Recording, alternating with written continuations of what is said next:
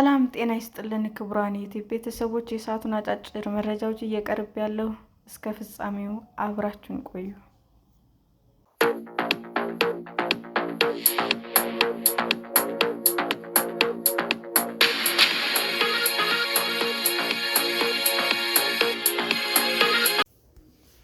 የኤርትራ መንግስት ያለ ፍርድ 18 ዓመታት አስሯቸው የነበሩ 13 ሰዎችን ለቀቀ። የኤርትራ መንግስት ወታደራዊ እስር ቤት ያለ ፍርድ ለ18 ዓመታት ያህል አስሯቸው የነበሩ 13 ሰዎችን መልቀቁን ቤተሰቦቻቸው ለቢቢሲ ትግረኛ ተናገሩ።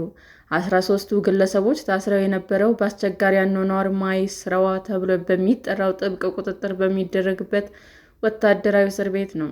ከእስር የተለቀቁ ሰዎች ነጋዴዎች፣ የፖሊስ አባላት እንዲሁም በተለያዩ የሙያ ዘርፎች ላይ ተሰማርተው የነበሩ ባለሙያዎች ሲሆኑ ያለምንም ማብራሪያ ሐሙስ ህዳር 25 2018 ዓ.ም ተለቀው ከቤተሰቦቻቸው ጋር ተቀላቅለዋል።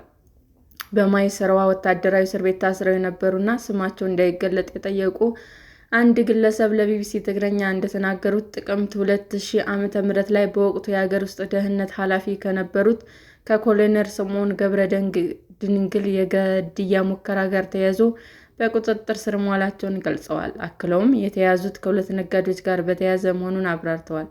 መጀመሪያ ላይ 30 የሚሆኑ ሰዎች በቁጥጥር ስር ነበረ ሲሆን የተወሰኑ ከዓመታት እስር በኋላ ተለቀው 20ዎቹ ብቻ በአስቸጋሪው እስር ቤት ውስጥ ቆይተዋል። ከተለቀቁት መካከል የቀድሞው የኦሎምፒክ ብስክሌተኛና ነጋዴ ዘርአክበር ገብረ ሕይወት፣ በንግድ ስራቸው ታዋቂ የሆኑት ተስፋአለም መንግስታብ እና በኩር መብራህቱ እንዲሁም ኢንጂነር ዳዊት ሀብተማርያም እና ማቴዎስ ሀብተማርያም የተባሉ ሁለት ወንድማማቾችም ይገኙበታል።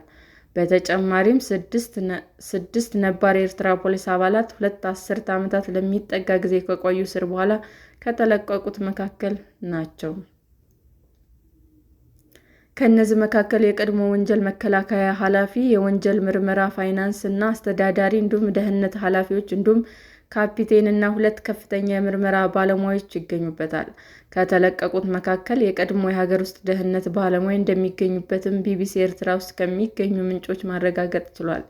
ከዚህ ቀደም አምነስቲ ኢንተርናሽናል በአዲስ አብዮት እና ማይሰረዋ በሚባሉት እስር ቤቶች ውስጥ በአሰቃቂ ሁኔታ ያለ በቂ ውሃና ንጹሐን ተይዘው የሚገኙ ግለሰቦች እንዲለቀቁ ጠይቆ ነበር።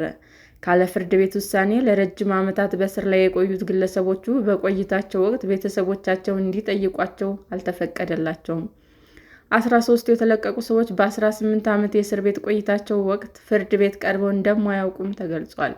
ማይስረዋ ወታደራዊ እስር ቤት 76 ከኮንክሪት የተሰራ ክፍሎች ያሉት ሲሆን በቅርቡ 5 ትልልቅ ክፍሎች እና 20 ኮንቴይነሮች ተጨምረውለት ማስፋፊያ እንደተደረገለት የቢቢሲ ምንጮች ተናግረዋል።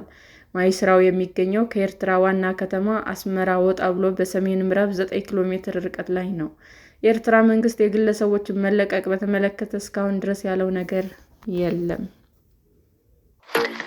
ሰላም ጤና ይስጥልን ውድ የዩቲዩብ ቤተሰቦቼ እንዴት ናችሁ? አዲስ ጀማሪ ነኝና ሰብስክራይብ ያደረጋችሁ አበረታቱኝ። አመሰግናለሁ። ክቡራን የዩቲዩብ አድማጮቻችን ለሰዓቱ ያቀረብኩላችሁ አጫጭር መረጃዎች ይህንን ይመስል ነበር። በሌላ መረጃ እስክንገናኝ ሼር፣ ላይክ፣ ሰብስክራይብ እንዲሁም ቢቀርብልን የምትሉት መረጃ ካለ ኮሜንት እያደረጋችሁ ቸር ቆዩን።